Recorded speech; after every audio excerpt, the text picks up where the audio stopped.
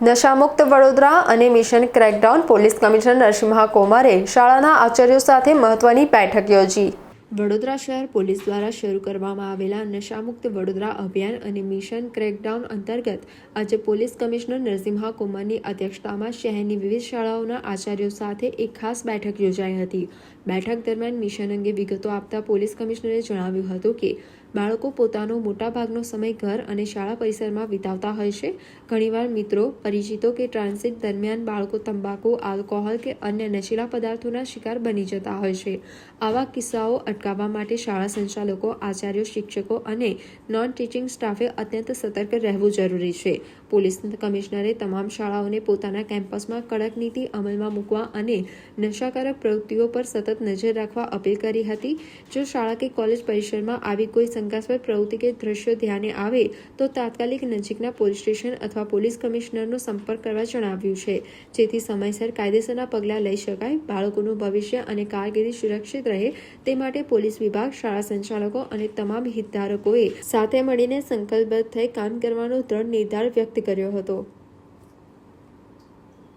છેલ્લા કેટલાક સમયથી વડોદરા શહેર પોલીસ તરફથી નશામુક્ત વડોદરા અભિયાન ચલાવવામાં આવી રહ્યું છે। આના ભાગરૂપે આજે શહેરના જુદા જુદા સ્કૂલોના પ્રિન્સિપાલશ્રીઓના એક સમાવેશમાં આપણે આ અંગે વિસ્તૃત ચર્ચા કરી છે। તમે જાણો છો કે બાળકો તેઓના દરરોજના જે મહત્તમ સમય પોતાના ઘરમાં અને સ્કૂલમાં વિતાવતા હોય છે, તો કેટલાક વખતે એમના મિત્રો, એમના કોન્ટેક્ટ્સ ઇન ટ્રાન્ઝિટ તેઓ ટોબેકો, આલ્કોહોલ, ડ્રગ્સ જેવા નશાના શિકાર બને છે।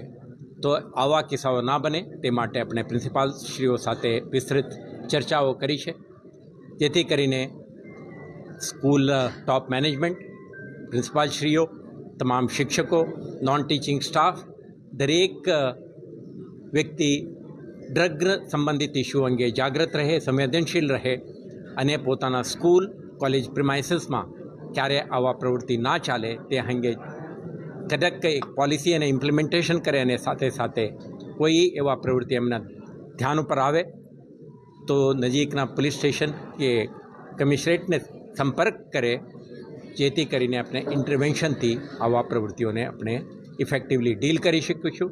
આજે સંકલ્પ કરી છે કે દરેક શિક્ષક સંકલ્પિત થઈને વિદ્યાર્થીના કારકિર્દી સુંદર બને, સફળ રહે તે દિશામાં પ્રયત્નશીલ રહેવા માટેની હું માનું છું કે વડોદરા શહેર પોલીસ અને તમામ સ્ટેક હોલ્ડરો આ દિશામાં સક્રિય બનીને કામ કરતા રહેશે। આભાર।